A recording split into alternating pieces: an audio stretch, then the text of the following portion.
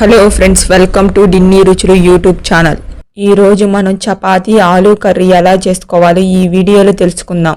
గిన్నెలో గోధుమ పిండి వేసుకొని రుచికి సరిపడినంత సాల్ట్ వేసుకొని కొంచెం నూనె వేసుకొని పిండిని బాగా కలుపుకోవాలి.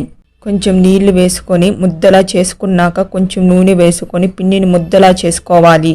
పిండిని గంట సేపు కానీ లేకపోతే అరగంట సేపు నానబెట్టుకోవాలి.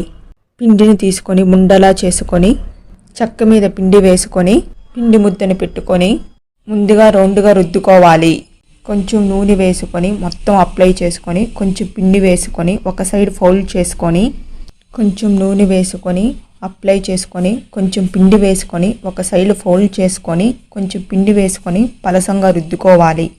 ఉండని ముద్దలా తీసుకొని కొంచెం పిండి వేసుకొని రౌండ్గా రుద్దుకోవాలి. కొంచెం నూనె వేసుకొని అప్లై చేసుకొని కొంచెం పిండి వేసుకొని ముందు ఒక సైడ్ ఫోల్డ్ చేసుకొని రెండో సైడ్ ఫోల్డ్ చేసుకొని తర్వాత మేము చెప్పే విధానంలో ఫోల్డ్ చేసుకొని కొంచెం పిండి వేసుకొని పలసంగా రుద్దుకోవాలి. స్టవ్ మీద ప్యాన్ పెట్టుకొని వేడైనాక చపాతీ వేసుకొని ఒక సైడ్ కాలినాక ఇంకో సైడ్ కాల్చుకొని కొంచెం నూనె వేసుకుంటూ ఎర్రగా కాల్చుకోవాలి.